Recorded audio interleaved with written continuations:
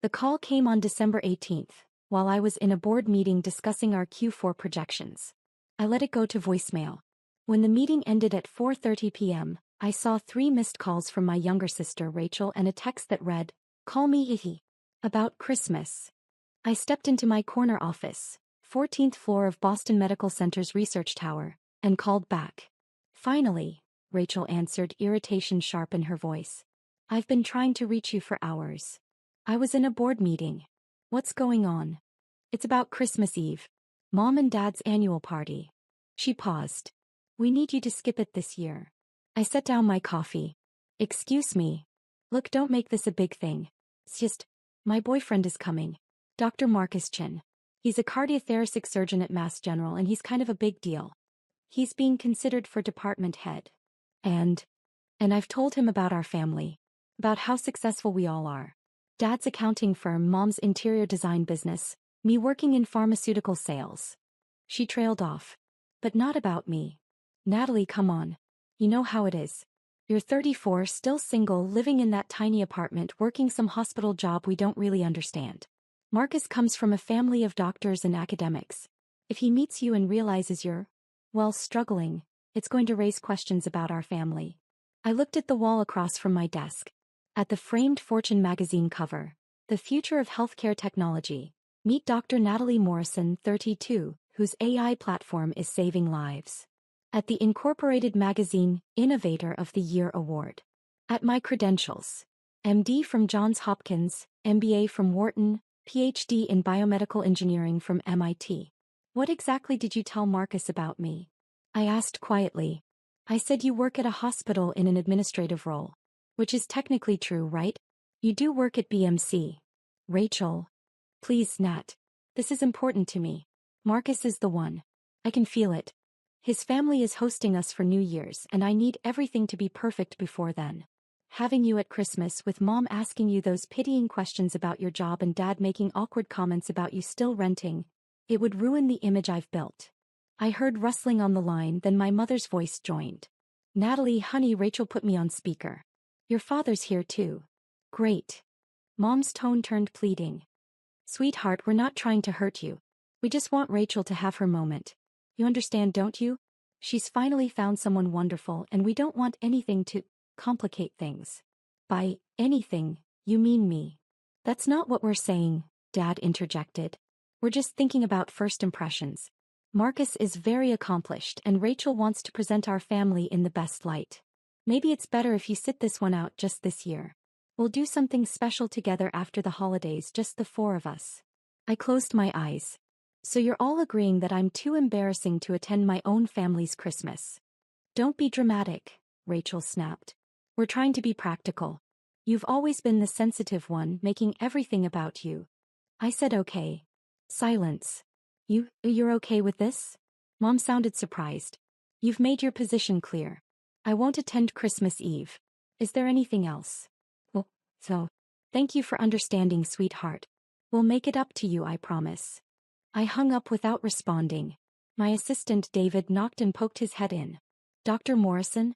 "Dr. Chin from Mass General just confirmed his consultation appointment for the 27th.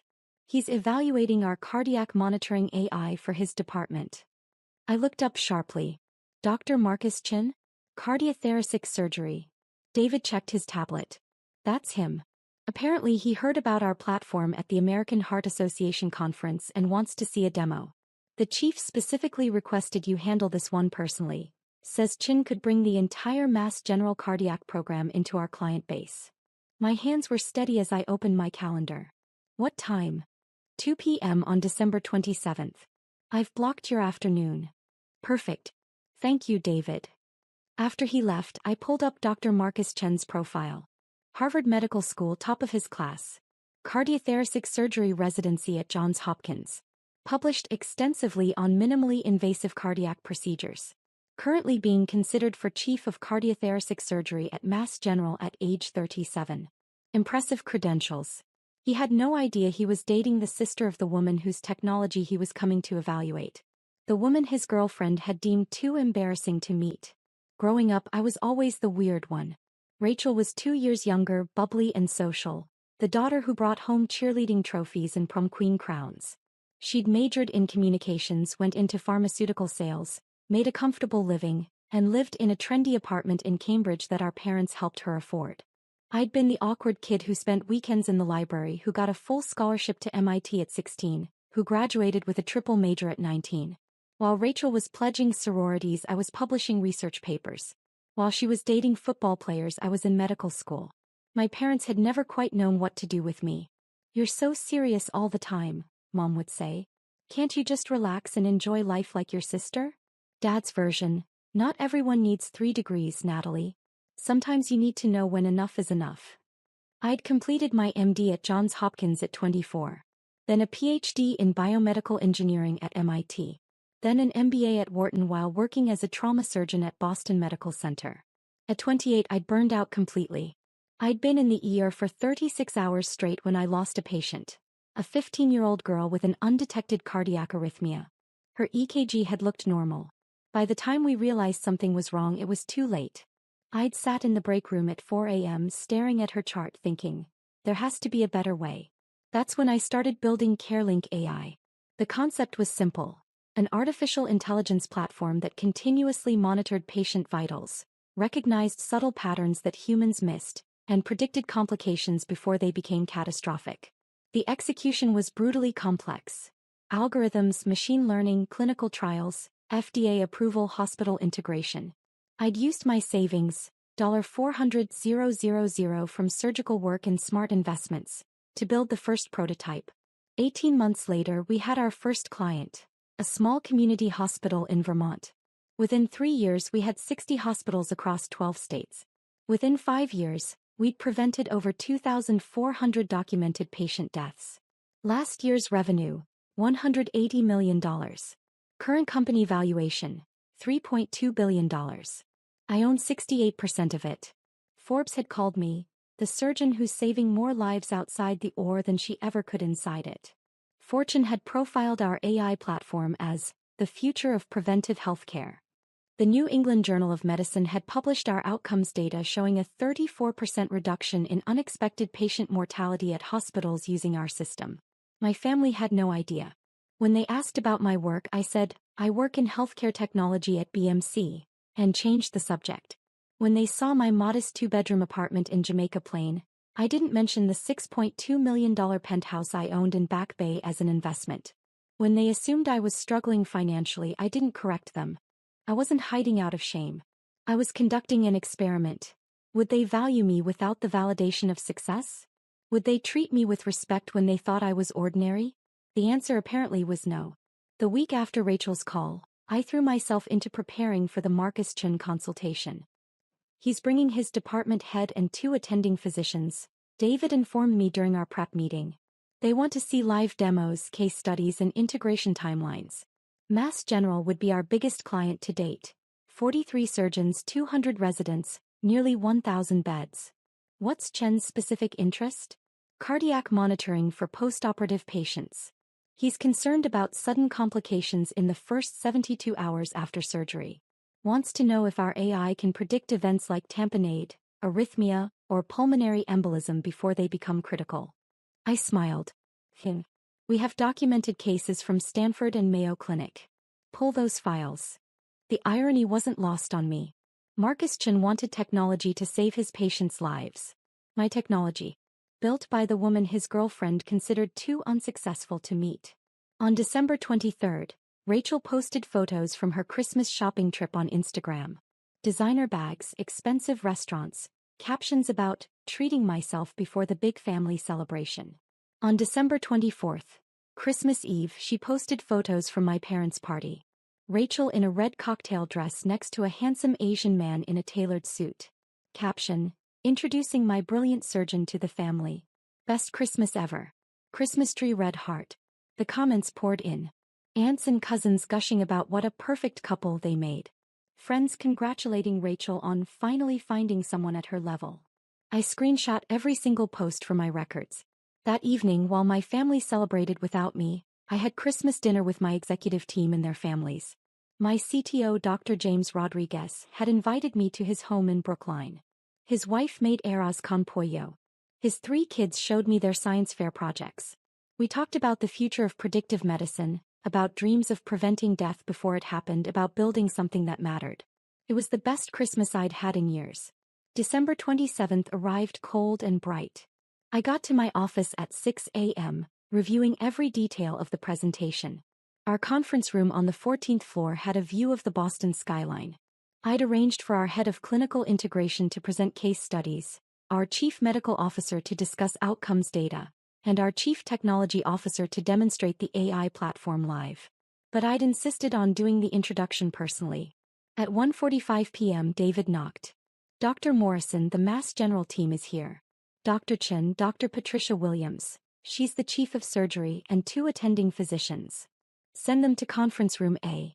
I'll meet them there in 5 minutes." I straightened my white coat, checked that my credentials were visible on the wall, MD, PhD, MBA, and walked to the conference room. Through the glass wall I could see them. Dr. Williams, a distinguished woman in her 60s. 2 younger attendings both taking notes. And Marcus Chin, tall and confident in scrubs and a white coat, gesturing animatedly as he explained something. He looked exactly like his photos. Handsome, polished, the kind of person who'd never been told no. I pushed open the door. "Good afternoon. I'm Dr. Natalie Morrison, founder and CEO of CareLink AI. Welcome to Boston Medical Center." Dr. Williams stood immediately, extending her hand. "Dr. Morrison, it's an honor. I've been following your work for 2 years. The mortality reduction data from your Stanford trial was extraordinary. Thank you. We're excited to discuss how CareLink could benefit Mass General's patients." I shook hands with the 2 attendings, then turned to Marcus. He was staring at me, hand extended, his expression polite but slightly puzzled. "Dr. Chin," I said, gripping his hand firmly. "Welcome. I understand you're particularly interested in postoperative cardiac monitoring." Yes. "Thank you for meeting with us, Dr. Morrison." His voice was uncertain, like he was trying to place me. We sat. I gestured to the screen behind me where our company logo appeared. CareLink AI, with our tagline "Predicting Complications. Saving Lives." Before we begin the technical presentation, let me give you some context about CareLink's development. I spoke for 10 minutes about my background. Trauma surgeon turned engineer, the patient I'd lost, the technology I'd built in response. I showed them our FDA approval documentation, our clinical trial results, our client hospitals. Marcus was taking notes, but I caught him glancing at me repeatedly, his expression growing more confused. Then Dr. Williams said something that changed everything. "Dr. Morrison, I have to ask, I thought I read somewhere that you have family in Boston. Is that right?" "I do. My parents live in Newton and my younger sister lives in Cambridge." "What does she do?" "Pharmaceutical sales." Marcus's pen stopped moving. "Pharmaceutical sales," he repeated slowly. "Your sister works in pharmaceutical sales." "That's correct." He set down his pen. His face had gone pale. What's your sister's name?" I met his eyes directly. "Rachel Morrison." The room went absolutely silent. Marcus stood up so abruptly his chair rolled backwards. You're Rachel's sister." "Rachel's sister Natalie." "I am. But she said you worked in hospital administration. Some entry-level position." "She said you were." He couldn't finish the sentence. Dr. Williams looked between us, confused. "Is there a problem?" Marcus's voice came out strangled. "Rachel is my girlfriend. I met her family on Christmas Eve. She told me she had a sister who wasn't attending because she had to work. She said you worked in a low-level hospital job and weren't really part of the family's success story." The 2 attending physicians shifted uncomfortably. I kept my voice professional. "I see. Dr. Chin, I want to assure you that your relationship with my sister has no bearing on this consultation. You're here to evaluate technology that could benefit your patients. That's all that matters. You're the CEO," he said faintly. "You founded this company. You're the woman on the Fortune magazine cover." "I am." "Rachel said she told me you were struggling. That you lived in a tiny apartment and worked some job nobody in the family understood. That's why you weren't at Christmas. She said having you there would give you the wrong impression of her family," I finished. "Yes, I'm aware of her reasoning." Dr. Williams cleared her throat. "Perhaps we should reschedule this meeting." "That won't be necessary," I said calmly. "Dr. Chin, I understand this is awkward. But you came here to evaluate whether CareLink AI can help your postoperative cardiac patients. Can we focus on that? Marcus sank back into his chair. His hands were shaking. I don't. I need to call Rachel. You can call her after the meeting. Right now, I have 3 of Mass General's top physicians in this room, and I'd like to show you technology that could save lives. Unless you'd prefer to leave. He stared at me, then at Dr. Williams, then back at me. No, he said finally. No, I want to see the presentation. For the next 90 minutes, I walked them through everything. Case studies showing our AI predicting cardiac tamponade 47 minutes before clinical symptoms appeared. Data from Mayo Clinic demonstrating a 41% reduction in postoperative pulmonary embolisms. Live demonstrations of our platform identifying subtle arrhythmias that wouldn't be caught until the next scheduled EKG. Marcus asked sharp, intelligent questions. He was a good doctor, I could see that. He cared about his patients, understood the technology, recognized its potential. But every few minutes his eyes would drift to the wall behind me, where the Fortune magazine cover hung in a frame. My face, younger but unmistakable, with the headline, Healthcare Tech CEO of the Year, the surgeon who built an AI to save lives. When the presentation ended, Dr. Williams was beaming. This is exactly what we need. Dr. Morrison, I'd like to move forward with a pilot program immediately. 40 beds in our cardiac ICU 3-month trial, with the goal of full integration if outcomes match your data. We can have a proposal to you by Friday. Excellent. She stood, shaking my hand warmly. This has been one of the most impressive presentations I've seen. Your parents must be incredibly proud. The room temperature dropped 10 degrees. I smiled politely. I'm sure they would be if they knew what I did for a living. Dr. Williams blinked. They don't know. It's complicated. Family dynamics often are. I turned to Marcus. Dr. Chin, thank you for bringing this opportunity to us. I look forward to working with Mass General. He stood, his face a mixture of shock, shame, and something else I couldn't identify. Dr. Morrison, could we speak privately? Just for a moment. I glanced at Dr. Williams. She nodded and ushered the other attendings out, murmuring about giving us a moment. When the door closed, Marcus turned to me, his composure cracking. I need to understand what's happening. Rachel specifically told me you weren't at Christmas because you'd be embarrassed. That you worked some low-level job and she was protecting you from meeting me because my family is accomplished, and it would make you feel bad about yourself. Is that what she told you? Yes. And now I find out you're a Fortune 500 CEO with 3 degrees and a company worth billions? That you've saved thousands of lives? What the hell is going on? I leaned against my desk. Marcus, what's going on is that my sister decided I was an embarrassment to her. That having you meet me would ruin the image she'd built of our family being successful. She asked me to skip Christmas and I agreed. But you're more successful than anyone in your family. I'm aware. Then why didn't you tell her? Why didn't you tell any of them? I met his eyes. Because I wanted to see if they'd value me without the success. If they'd treat me with basic decency when they thought I was ordinary. And they showed me they wouldn't. Marcus sank into a chair. Oh my God. For the record, Marcus, I don't hold this against you. You trusted your girlfriend's description of her family. That's reasonable. But you should probably ask yourself why she felt the need to lie about her own sister. His phone started buzzing. He pulled it out. It's Rachel. She's calling over and over. You should answer. I'm sure she's seen the Mass General calendar and realized where you are right now. He stared at his phone, then at me. What should I tell her? The truth. That you met her sister. That her sister is not what she described. And that you have some serious questions about why she lied to you. She's going to lose her mind. Probably. He stood, running his hands through his hair. Dr. Morrison. Natalie. I don't know what to say. I'm sorry. I should have questioned why you weren't at Christmas. I should have insisted on meeting you. I let Rachel control the narrative and that was wrong. Marcus, you seem like a good man and a good doctor. But you're dating someone who asked me to skip a family holiday because my existence would damage her image. That's something you need to think about. He nodded slowly. I will. And regardless of what happens with Rachel, I meant what I said in there. Your technology is incredible. Mass General needs this. Then we'll work together professionally. What happens with my family is irrelevant. He left, phone still buzzing in his hand. I made it exactly 40 minutes before my own phone exploded. Rachel's name flashed across the screen. I let it ring through to voicemail. She called again immediately. Then again. On the fourth call I answered. What did you do? Her scream was so loud I had to pull the phone away from my ear. Hello, Rachel. Hello, Rachel, to me. Marcus just left your office completely freaked out. He's saying you're some CEO? That you founded a company? That you're on magazine covers? What the hell is happening?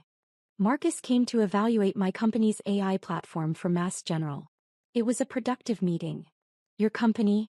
Natalie, stop playing games. You work in hospital administration. No, Rachel. I founded and run a healthcare technology company. We provide AI-powered patient monitoring to hospitals. Current annual revenue is $180 million. We employ 312 people. Last month, Goldman Sachs valued us at $3.2 billion. Silence. Then, that's not possible. You live in a crappy apartment. You never have money.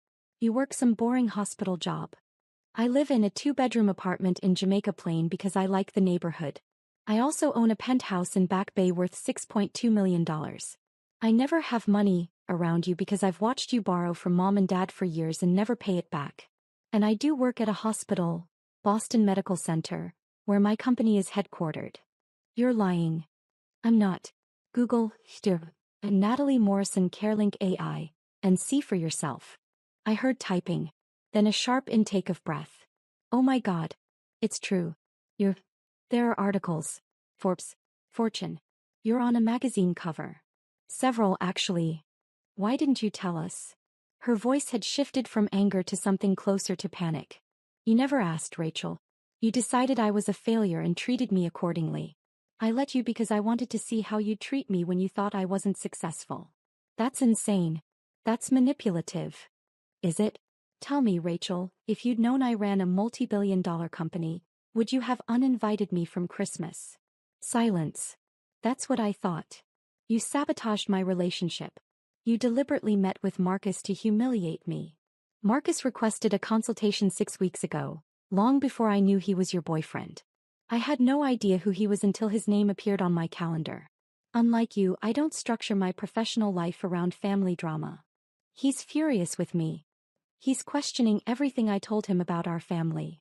Maybe you shouldn't have lied to him. I didn't lie. I presented things in a certain way. You do work at a hospital. You do live in a modest apartment. Those aren't lies. You told him I was too embarrassing to meet. That having me at Christmas would give him the wrong impression of our family. That I was struggling and you were protecting me. Those are lies, Rachel. I heard her breathing heavily. Then Mom's voice in the background. Rachel, what's happening? Let me talk to her. Mom wants to talk to you, Rachel said. Of course she does. There was shuffling, then Mom's voice, tight with confusion. Natalie? Rachel is very upset. She says you met Marcus today and told him some story about being a CEO. It's not a story, Mom. I am a CEO. I founded a healthcare technology company 7 years ago. We save lives using artificial intelligence. It's quite successful. Sweetheart, I don't understand. You never mentioned any of this. You never asked. You assumed I was struggling and I let you assume it because I wanted to see how you'd treat me. That's not fair. We've always supported you. You uninvited me from Christmas because Rachel thought I'd embarrass her boyfriend. You chose her image over my inclusion in my own family. That's not support, Mom. We were trying to help Rachel make a good impression. By hiding me. By presenting your family as successful while excluding the daughter who actually built something. How exactly is that helping anyone? Dad's voice joined in. Natalie, your mother and I are very confused. Rachel showed us these articles about you. They say you're worth billions. Is that true? My company is valued at $3.2 billion. I own 68% of it. So yes, my stake is worth approximately $2.17 billion on paper. Complete silence. Then Dad, $2 billion. Approximately. And you never thought to mention this to your family? I mentioned it repeatedly, Dad. I told you I was working in healthcare technology. I told you I was building something important. You told me I had too many degrees, that I needed to relax like Rachel, that I was too serious. You decided I was the family failure without ever asking what I'd actually built. We didn't decide you were a failure. You excluded me from Christmas, Dad. Rachel explicitly said having me meet her boyfriend would give the wrong impression because I was struggling. You and Mom agreed. That's deciding I'm a failure. Mom's voice cracked. We made a mistake. Yes. You did. Can we fix this? Dad asked. Can you come to dinner? We need to talk about this properly. Why? So you can celebrate now that you know I'm successful? So you can tell your friends your daughter is a billionaire? Where was this interest when you thought I was ordinary? That's not fair, Rachel interjected, her voice venomous. You're punishing us for trying to protect my relationship. I'm not punishing anyone, Rachel. I'm running my company. Marcus came to evaluate my technology because he wants to save his patients' lives. The fact that it's inconvenient for you is irrelevant. He's talking about breaking up with me. He says he can't trust someone who lied about their own sister. Then maybe you shouldn't have lied about your own sister. I hate you. The line went dead. 2 minutes later, my phone buzzed with a text from Marcus. I'm sorry about Rachel. For what it's worth, I told her we're done. I can't be with someone who treats family that way. Thank you for your honesty. Looking forward to working together professionally. I replied, I'm sorry it ended that way. You deserve someone who values integrity. I'll have the Mass General proposal ready by Friday. The next morning, my parents appeared at my office. David buzzed me. Dr. Morrison, there's a Mr. and Mrs. Morrison here to see you. They don't have an appointment, but they're insisting it's urgent. Send them in. My parents walked into my office looking smaller than I remembered. Older. Mom's eyes were red from crying. Dad's face was gray with stress. They both stopped when they saw the space. The harbor view. The awards on the wall. The Fortune cover. The credentials. Natalie, Mom whispered. This is really your office? It is. Dad walked to the wall reading my degrees out loud. Doctor of Medicine, Johns Hopkins. PhD in Biomedical Engineering, MIT. MBA, Wharton. He turned to me. When did you do all this? Over the last 15 years. While you were asking when I'd settle down and be normal like Rachel. He flinched. Mom sat down uninvited. Marcus broke up with Rachel last night. She's devastated. I'm sorry to hear that. Are you? Mom's voice turned sharp. You don't sound sorry. You sound satisfied. I'm sorry Rachel is hurt. I'm not sorry that Marcus realized she lied to him. Those are two different things. She didn't lie. Dad protested. She just didn't have all the information. She had 12 years to ask for information. He chose not to. She chose to assume I was struggling and to treat me accordingly. I leaned back in my chair. Did you come here for a reason? I have a meeting in 20 minutes. We came to apologize, Mom said quietly. We were wrong. About Christmas. About how we've treated you. About everything. Okay. That's it. What do you want me to say, Mom? Thank you for apologizing after you found out I'm successful? Thank you for valuing me now that I'm someone important. That's not fair. Dad's voice rose. We always valued you. You excluded me from a family holiday because Rachel thought I'd embarrass her. You told me to skip Christmas so I wouldn't give her boyfriend the wrong impression. Those are your exact words. I stood up. You valued the idea of a successful family more than you valued me as a person. We made a mistake, Mom pleaded. Can't you forgive us? Eventually, maybe. But not today. Not when you're only here because you found out I'm worth billions. If Marcus hadn't walked into this office, if he hadn't told Rachel who I really am, you'd still think I was the family failure. You'd still be planning future holidays without me to protect Rachel's image. Dad's shoulders sagged. What can we do to fix this? Figure out whether you want a relationship with me as I actually am, or whether you only want a relationship with the successful version that makes you look good. I checked my watch. Now, if you'll excuse me, I have work to do. Natalie. David will show you out. They left without another word. That afternoon, I got a text from Rachel. I hope you're happy.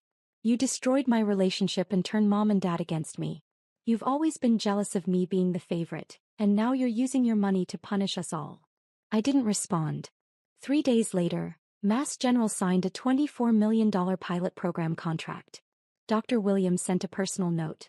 Dr. Morrison, thank you for your professionalism during what must have been an incredibly awkward situation. Your integrity speaks volumes. Looking forward to saving lives together. New Year's Eve arrived quietly. I spent it with my executive team at a company celebration in our conference room. We toasted our achievements, 2,400 lives saved in the past year. 300 employees supported. 82 hospitals using our technology. At midnight my phone buzzed. Text from Marcus. Happy New Year, Dr. Morrison. Our pilot program starts Monday. Thank you for giving Mass General this opportunity. Text from Dr. Williams. Thank you for building something that matters. Here's to saving more lives in 2025. Text from Mom. Happy New Year, sweetheart. Your father and I are still hoping to talk when you're ready. We love you. We're sorry. I stared at Mom's message for a long time. Then I typed, Happy New Year, Mom. I need time. But I'm willing to talk eventually. On my terms. Her response came immediately. Anything you need. We'll wait. It wasn't forgiveness. Not yet. But it was a beginning. On January 2nd, Rachel called. I let it go to voicemail. She didn't leave a message. On January 5th, she sent a text. I'm sorry. Really sorry. Can we talk? I replied, not yet. Maybe someday. But not yet. On January 8th, the New England Journal of Medicine published our latest outcomes study. The headline, AI platform reduces hospital mortality by 34%, a multi-center analysis. That evening my parents sent a card to my office. Inside, in Dad's handwriting, we read the article. We're proud of you. We always should have been. We're sorry we didn't ask sooner. Love, Mom and Dad. I put the card on my desk next to the Fortune cover. On January 15th, I had coffee with Marcus at a cafe near BMC. How's the pilot going? I asked. Incredible. We've already caught 3 complications your AI predicted before clinical symptoms appeared. 1 patient would have died if we hadn't intervened when we did. He paused. You're saving lives, Natalie. Real lives. That's why I built it. I wanted to apologize again. For not questioning Rachel's story. For agreeing to a Christmas that excluded you. I should have known something was wrong. You trusted your girlfriend. That's normal. I trusted someone who lied about her own sister to make herself look better. That's not normal. He took a sip of coffee. For what it's worth, I told my parents what happened. They were horrified. My mother asked me to invite you to dinner to apologize on behalf of my family for being part of the reason you were excluded. I smiled. That's kind but unnecessary. She insists. She's very traditional about family honor. She feels partially responsible. Tell her I appreciate the gesture. Maybe in a few months. He nodded. Fair enough. As we stood to leave, he said, Rachel reached out last week. Asked if I'd reconsider. What did you say? I said no. I can't be with someone who treats family as disposable when they're inconvenient. That's a character issue, not a misunderstanding. He met my eyes. You deserved better than how they treated you. Thank you for seeing that. Anyone who actually looked would have seen it. After he left, I walked back to my office. The January sun was setting over Boston, painting the harbor in shades of gold and pink. My phone buzzed. Text from David. Dr. Morrison, Johns Hopkins wants to schedule a call. They're interested in implementing CareLink across their entire system. 1,200 beds. I smiled and typed back, schedule it. That night I sat in my penthouse, the one my family didn't know about, looking out over the city. My city. The city where I'd built something that mattered. My phone buzzed one more time. Text from Mom. I know you need space. But I wanted you to know. I told everyone at my book club what you do. Really do. About your company and the lives you've saved. I should have been telling everyone years ago. I should have asked. I'm sorry I didn't. So proud of you. Always have been, even when I didn't show it right. I stared at the message for a long time. Then I replied, Thank you, Mom. Let's have coffee next week. Just us. Her response was immediate. I'd love that. I'll be there whenever you say.